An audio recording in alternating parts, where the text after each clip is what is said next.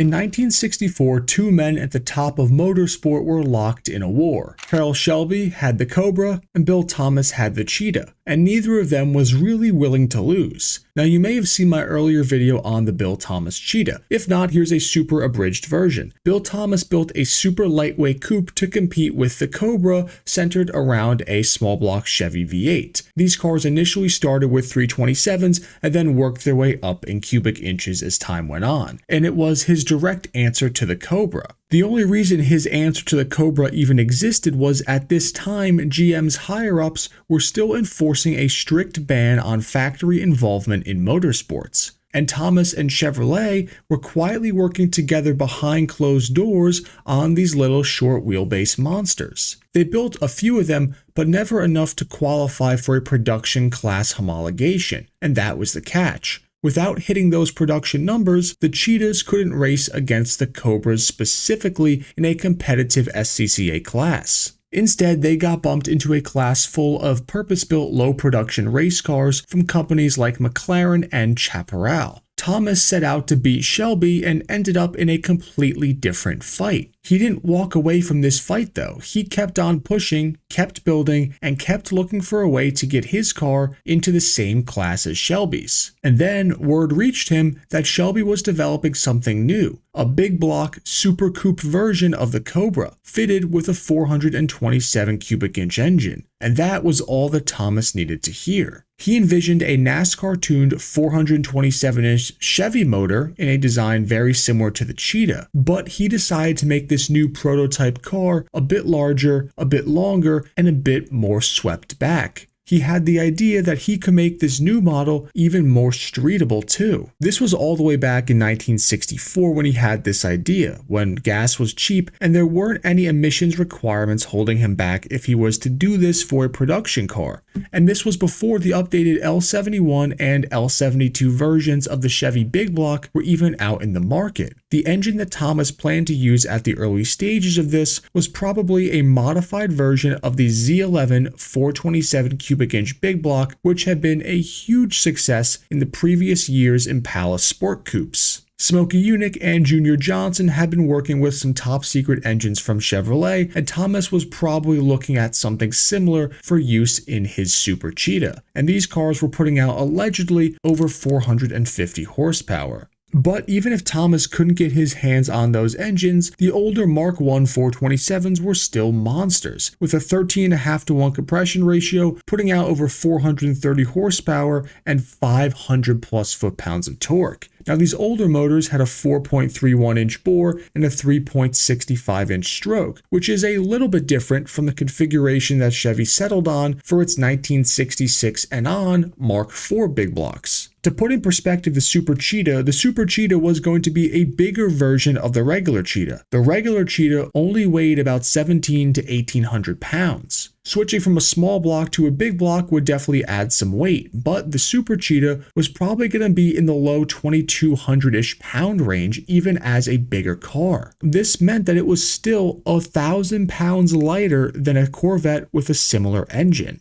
And sure, street versions of the Super Cheetah may have been a little bit heavier if they added some creature comforts in them, but they still would have been at a severe weight advantage over the Corvette. Corvettes at the time were running 0 to 60 in about 5.5 seconds. If you shaved off 1,000 pounds, you'd probably end up somewhere in the low 4-second range, and that's mainly due to tire limitations. Put modern rubber on it, and you were definitely looking at a probably high 3-second 0 to 60 car. And that's for a car that Thomas might eventually be able to find its way onto the streets. He also thought that the Super Cheetah could be his doorway into the European racing circuits. He wanted to bring it to Le Mans and enter it into FIA races. And all that power in that little package would have undoubtedly been a fairly competitive car. Transmission-wise, it probably would have ended up being backed with a 4-speed manual, probably an M22 depending on the year, just to handle all the power that motor was putting down. The original Cheetahs were so lightweight that they actually did have some slight structural problems on some of them. So the Super Cheetah had a chromoly steel tube frame with some new diagonal connection bars to help improve its rigidity and to make it a little bit less sketchy than the first Cheetah was. They draped the aluminum body of the Super Cheetah over that, which which was about 3 to 4 inches wider than a regular Cheetah, a couple inches taller, and about a foot longer. This extra foot in length was particularly helpful because it gave more room for the big block engine, and there was also more space for the driver, which was a big problem with the original Cheetah. The driver footwell was so close to where the headers came down off the engine that it actually became unbearable to drive because of how much heat would be down there. If you can tell by the tone of my voice in this video, you can see I'm talking about a lot of stuff that Bill Thomas planned to do for the Super Cheetah, not necessarily did, and I'll get to that in just a moment. And there were plenty of other suspension improvements and stuff they were working on for this car to make it competitive racing. They would have had a bigger fuel tank than the regular Cheetah, they would have had more space for cargo areas now with the extra foot of length on the vehicle, and they would have had better cooling on the engine as well, because some of the Cheetahs did have overheating problems. In all actuality,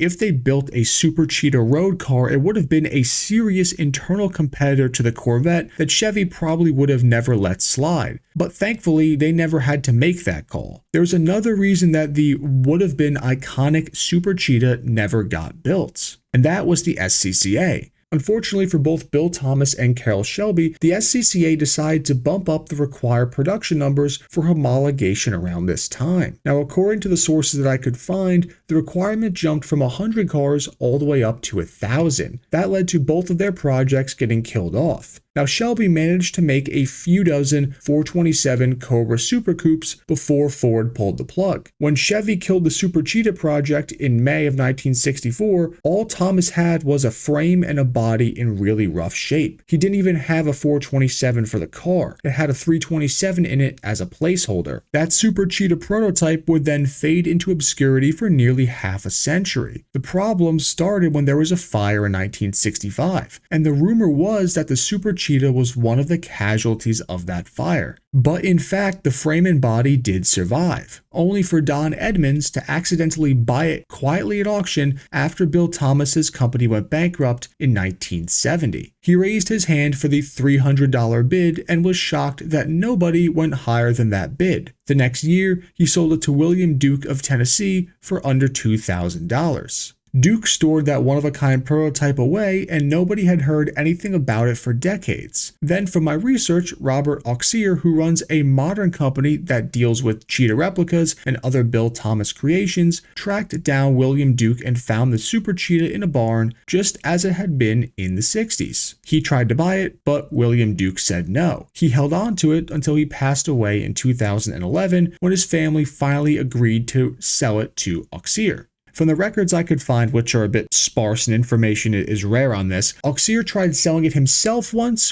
he confirmed what it was. Then either the sale didn't go through or he managed to buy it back a few years later, because as of 2021, he claims the Super Cheetah is still in his hands and he has started restoration again. He wrote that he was planning to sell completed versions of the car through his business once he was able to finish completing the original. Now, in terms of my research, I haven't been able to find any other updates past this point of the fate of the Super Cheetah or the potential continuation cars that would have been built. Now, faithfully rebuilding the Super Cheetah, and more so finishing a project that was never ever completed by Bill Thomas himself, is definitely a big challenge to consider, because you don't want to do something to it that's not period correct and potentially harm the value of what is such a rare car, being a one of one. Especially from the pictures, it doesn't look like it was that far along, so a lot of work would have to be done here. Now, Rob himself has a website called BillThomasCheetah.com, which I'll put a link to on the screen here, which is for his company BTM LLC. He has dedicated a lot of his time to this platform of the Cheetah, so if you want to see any more really nuanced information or get in contact with him, I'm just going to go ahead and link his stuff here so you can do so, as he is who I would consider to be the foremost authority on these cars. And we can all thank him for being the one that was able to rescue this car and ensure that it still exists after all this time. Because if this car had been finished by Bill Thomas in period, it could have been a serious contender, and honestly, it could have potentially spawned a production run of streetable cars that could have made a Bill Thomas company with a different engine power plant, as to not compete with the Corvette, a viable business model, as the regular Cheetah wasn't necessarily the most livable road car. But that is the short history of the Bill Thomas Super Cheetah. I hope you guys all enjoyed this video. If you did, please make sure to like, share, and subscribe. It really helps me out at this channel. And if you just happen to have any cheetah stories, thoughts, anything of that nature, please feel free to go ahead and leave them in the comments down below. I would love to hear them. And I will see you all in the next one, enthusiasts.